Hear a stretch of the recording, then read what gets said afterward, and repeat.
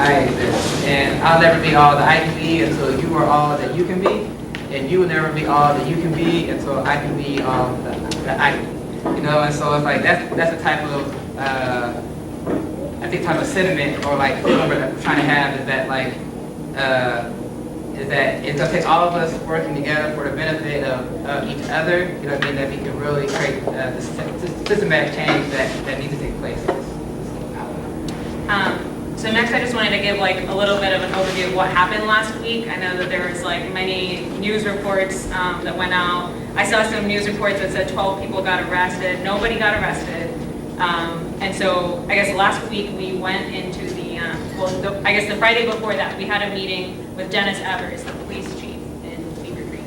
And we demanded a meeting with him to show him our three demands, which were to have Sean Williams, the officer, fired or at least disarmed, have some action be taken against the 911 caller, Ronald Ritchie, and then have the active shooter training that they are being trained with, have that completely thrown out and redone, given what happened. So those were our three demands. He actually met with us on that Friday, but would not let us record the meeting because he didn't have a lawyer present. So he didn't really say much to us under those circumstances, but he said that he would give us a meeting the following week. And so we came back to the police station on the following Monday, which was last Monday, and we stayed there until our meeting, which was Wednesday at 1 o'clock. So we basically had like a lock-in at the police station for 3 days. While we were there, we had an overwhelming amount of support from the community. People were sending us food like literally every 2 hours. People were bringing us groceries, board games, CDs. At one point we lost electricity and people brought us like generators and gave us hotspots from their cell phones so we could have internet. And it was just really amazing. As far as the police officers in the building, I think most of the interactions were pretty congenial. A few people, I don't think anyone said anything expressively negative to us, but some people were just kind of ignoring our presence, kind of giving us the negative energy that way. But I would say overall there was a lot of support. And then on Wednesday at 1 o'clock we had a meeting with the police chief, and I was in that meeting. And it ended up being a very long meeting, and we actually surprisingly spoke about race for about 30 minutes in that meeting. And I think that all of the police officers who were in that room, I think maybe they've never had a conversation about race like that was so direct and confrontational. But I do commend them for being transparent in that conversation. But it really did show me how far we have to go and how tied down to the system they really are.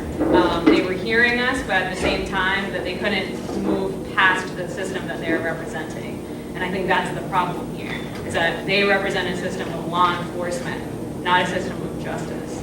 And so law enforcement wants to make sure that the system keeps perpetuating itself so that you can have, concrete and expected results every time, right? But the problem is that those expected results really aren't giving us any justice. And so that's kind of how we came out of the meeting. He basically, as far as our demands, he said that he didn't have the capacity to move on our demands until the Department of Justice finishes their federal investigation. But he did tell us that after some prodding about trying to figure out exactly what he does have the power to do and not to do, he actually does have the power to make a recommendation for the firing of Sean Williams. The ultimate decision is not his, but the first move is his, to make that recommendation. And he's saying that he chooses not to make that recommendation because he doesn't have any just cause for that. We brought up the fact that all of the evidence is public and that we've all seen it personally, but they just acted like they haven't seen it, or, I don't know, maybe they haven't seen it because they don't want, that kind of responsibility when they really do it. So they're just acting like, the Department of Justice has all of the power and we just have to sit here and wait. I'm also, as a resident of Beaver Creek, I told him, that it would be extremely powerful if you just came out and made a statement that you were willing to do whatever is in your power, understanding that there are things that are not in your power. But if you just made a statement that said that you're willing to do whatever is in your power to ensure that this doesn't happen again, and this won't be tolerated in Beaver Creek, I think that would be extremely powerful, you know. And I told him that, but you know, that he didn't have a comment. So that's a statement I made. So after that, you know, we didn't get anything from that meeting as far as our demands, and so we decided to block the doors of the police station. So we had about 20, 25 people blocking the doors of the police station. They locked their doors 2 hours earlier than they normally do. Normally they close, so we shut them down.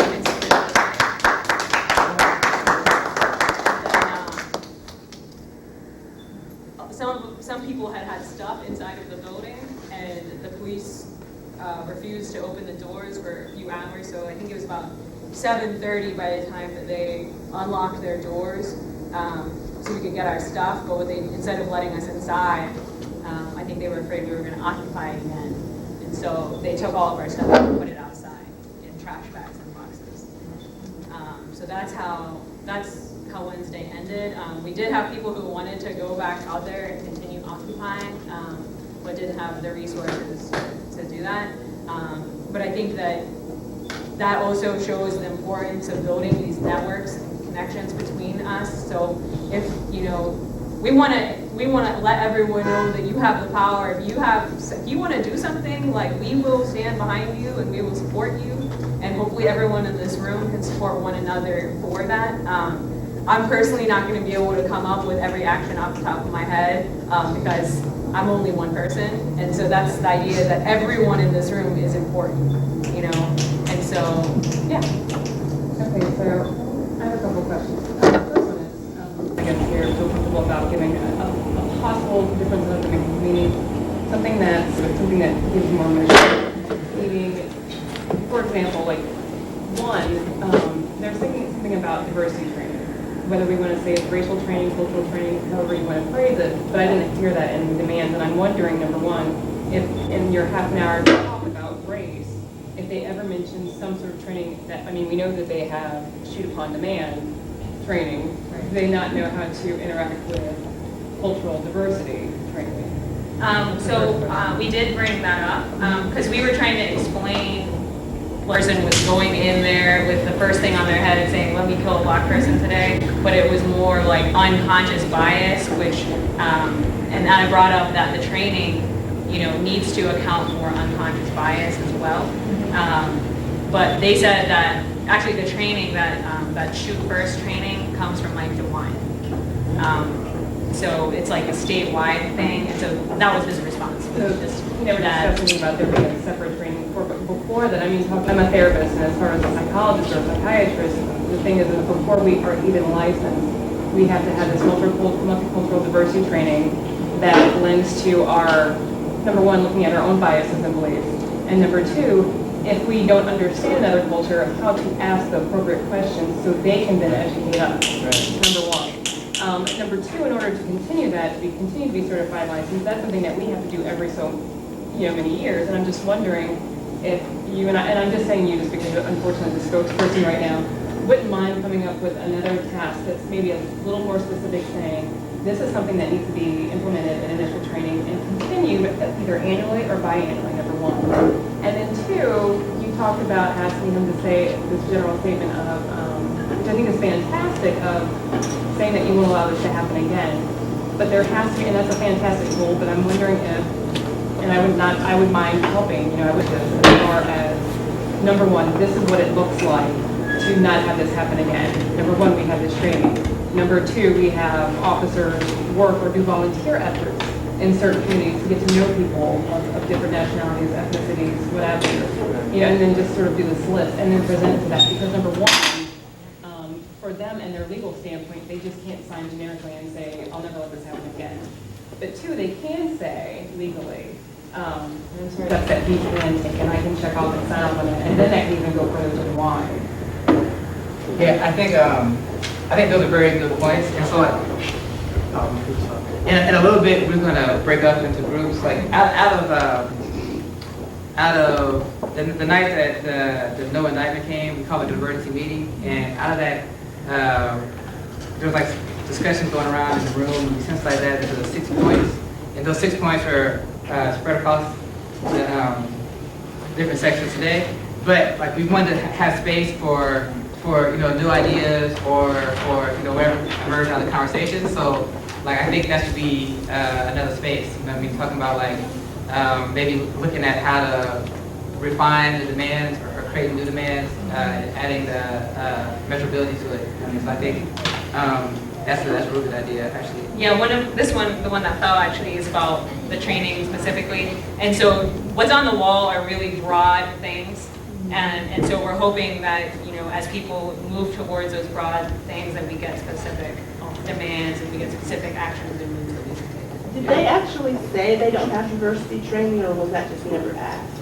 I don't think we asked if they have diversity training. Because Yeah. I'm an emergency room nurse and I work closely with them. And I know we have to have that diversity training every hospital I've ever worked in. So I'm assuming that the police already have diversity training. Can I speak to that? No, they don't. Let me say, trying to get the Dayton Police Department to do diversity training for the last 6 years. Okay. Police officers don't want diversity training because it separates them from the good old boy system. They want to continue what they're doing. They don't want to be diversified. Should they have it? Yes, they should. But the police chief, the reason he told you that he can make the recommendation, he knows he's not going to make it anyway.